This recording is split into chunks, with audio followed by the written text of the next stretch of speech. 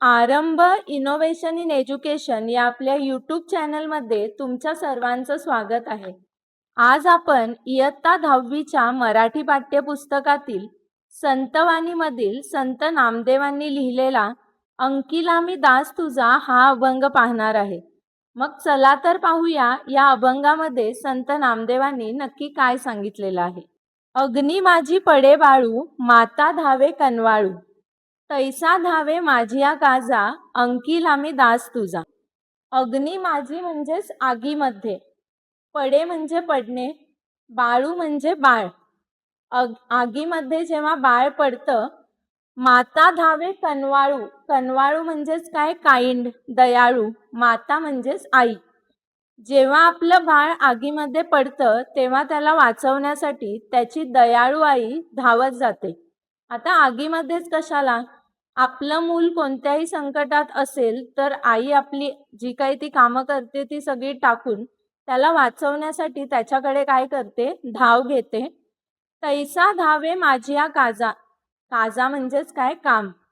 संत नामदेव म्हणतात, प्रत्येक आई जशी आपल्या मुलाला मदत करण्यासाठी त्याच्याकडे धाव घेते, तसंच संतांसाठी तूच आमची आई आहेस. म्हणजे इनडिरेक्टली ते श्री विठ्ठलांना बोलत आहेत की तू आमची आई आहेस, त्यामुळे आईप्रमाणेच आमचं काजा, काजा म्हणजेच काय, काम पूर्ण करण्यासाठी तू देखील धाव घे.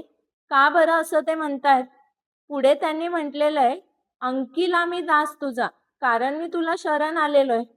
म्हणजेच मी तुला, माझी जी लाईफ आहे ती तुझ्याकडे सरेंडर केलेली आहे. मग आता माझ्या आयुष्याचं जे काही बघायचं आहे ते तुलाच पाहायचं आहे, आणि त्याच्यासाठीच मला मदत करण्यासाठी, मला मार्ग दाखवण्यासाठी तू धाव घे, असं संत नामदेव श्री विठ्ठलांना म्हणत आहेत. सवेची झेपावे पक्षीनी, पिल्ली पडताची धरणी. सवेची म्हणजेच क्विकली, लगेचच. पक्षीनी म्हणजे पक्ष्यांची आई. झेपावे म्हणजे झेप घेते. आणि धरणी म्हणजेच काय, जमीन. इथे ते पक्ष्यांची जी आई आहे आणि तिचं जे पिल्लू आहे त्यांचं एक्झाम्पल देत आहेत. म्हणजे तुम्हाला माहिती आहे की जेव्हा नवीनच जन्माला आलेलं पिल्लू उडायचा प्रयत्न करतं तेव्हा त्याच्या पंखांमध्ये इतका बळ नसतं, त्याच्यामुळे ते उडता उडता खाली पडू शकतं, किंवा इन जनरल पण ते जर उडताना किंवा बसलेलं असताना खाली पडलंय तर त्याची जी आई आहे ती लगेचच त्याच्याकडे झेप घेते त्याला वाचवण्यासाठी. पुढे ते म्हणतायत, भुकेले वत्सरावे धेनू हुंबरत धावे. वत्सरावे म्हणजेच वासराच्या आवाजाने. धेनू म्हणजेच काय, गाय. हुंबरत म्हणजेच गाईचा जो आवाज असतो ना, हंबरणे, त्यासाठी ते हुंबरत हा शब्द वापरलेला आहे. भुकेले म्हणजेच भूक लागलेल्या, वत्सरावे म्हणजेच वासराचा आवाज ऐकून गाय त्याला दूध पाजण्यासाठी त्याच्याकडे काय करते, धाव घेते. वनवा लागलासे वनी, पाडस चिंतित हरणी. वनवा म्हणजे जंगलात लागणारी आग, ज्याला आपण काय म्हणतो, फॉरेस्ट फायर. वनी म्हणजेच काय, जंगल.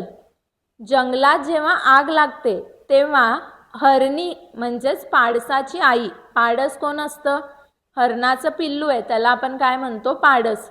तर हरणी समजा आपल्या पाडसाजवळ नसेल, ती कुठेतरी बाजूला गेली असेल आणि तिने पाहिलं की जंगलामध्ये आग लागली आहे, तर ती चिंता करायला लागते की माझं बाळ तर या आगीमध्ये सापडलं नसेल ना.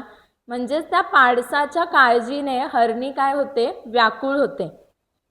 नामा म्हणे मेघा जैसा, विनवितो चातक तैसा. आता चातक या पक्षाबद्दल तुम्ही ऐकलं असेल. चातक हा एक काल्पनिक पक्षी आहे आणि असं म्हटलं जातं की तो पावसाचं पाणी पिऊन जगतो. त्यामुळे जेव्हा आपला जून टू सप्टेंबर हे पावसाचे महिने आहेत, मग ते निघून गेल्यानंतर त्या चातक ह्या पक्षाला बराच काळ वाट पाहावी लागते. कशासाठी, पावसासाठी. मग तो जे मेघ आहेत, मेघ म्हणजेच काय, क्लाउड्स, ढग आहेत, त्यांच्याकडे विनंती करत असतो की काही कर आणि लवकर पाऊस पाड, म्हणजेच मला पाणी प्यायला मिळेल. मग त्याच्या विनंतीमध्ये जेवढी तीव्रता असते ना, तेवढीच संत नामदेवांच्या विनंतीमध्ये तीव्रता आहे. संत नामदेवांनी आई मुलाचं एक्झाम्पल दिलंय, पक्षीने आणि पक्षिणीच्या पिल्लाचं एक्झाम्पल दिलेलं आहे, गाय आणि वासराचं एक्झाम्पल दिलंय, हरिण आणि पाडसाचं एक्झाम्पल दिलं आहे. म्हणजे प्रत्येक ठिकाणी त्यांनी आई मुलाचं एक्झाम्पल देऊन श्री विठ्ठलांना ते सांगतात की बघ, प्रत्येक आई आपल्या मुलाचा कसा सांभाळ करत असते, त्याला वाचवण्यासाठी त्याच्याकडे धाव घेत असते, त्याला भूक लागली तर भरवायला त्याच्याकडे जात असते, तो अडचणीत असेल तर त्याच्याबद्दल चिंता करत असते. मग तू पण तर आमची आई आहेस ना, आणि म्हणूनच तुझ्या कृपेचा वर्षाव तू आमच्यावर कर. जसं चातक म्हणतोय ना, पावसाचा वर्षाव आमच्यावर कर, म्हणजेच त्या पक्षावर कर, तसंच संत नामदेव श्री विठ्ठलांना रिक्वेस्ट करतायत की तू देखील तुझ्या कृपेचा वर्षाव तुझ्या भक्तांवर कर, कारण आम्ही तुझी मुलं आहोत आणि तू आमची माऊली आहेस. त्यामुळे आईसारखंच तू आमचा काय कर, सांभाळ कर. आय होप तुम्हाला हा अभंग खूप छान समजला असेल.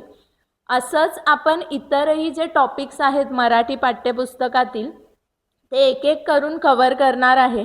आणि ते तुम्हाला पाहायचं असेल तर आरंभ इनोव्हेशन इन एज्युकेशन या आपल्या यूट्यूब चॅनलला सबस्क्राईब करा, म्हणजे असे व्हिडिओ तुम्हाला नेहमी पाहता येईल. थँक्यू.